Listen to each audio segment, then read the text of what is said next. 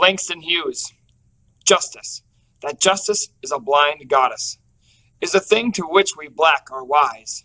Her bandage hides two festering sores, that once perhaps were eyes. By Langston Hughes. Langston Hughes was born in Joplin, Missouri in 1902 to an abolitionist family. Hughes started writing poetry in the 8th grade, but his father did not think it would make a practical career. Hughes's father offered to pay his son's tuition at Columbia University on the condition that he study engineering. Hughes accepted the offer, but quickly dropped out of the program to pursue his writing. Hughes's poems, short stories, and plays soon appeared in a variety of publications that promoted African American authors.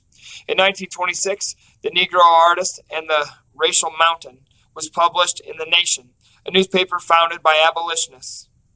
In the piece, Hughes said black poets would rather be simply called poets instead of black poets.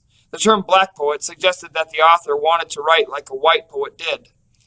In 1923, Hughes began a series of trips abroad to areas of Africa, Europe, and Russia. He also frequently visited Washington, D.C. and Harlem, a Manhattan neighborhood in New York City. During these trips, Hughes visited clubs to listen to blues and jazz music, which he incorporated into his poems.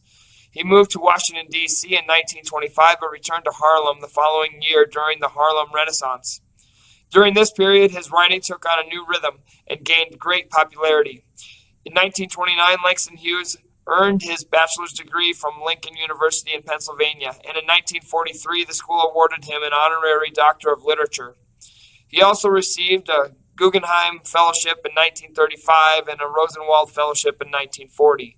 Between the completion of his first book in 1926 and his death in 1967, Langston Hughes had written 16 books of poetry, 2 novels, 3 collections of short stories, 20 plays, 3 autobiographies, dozens of articles, and too many other pieces to name.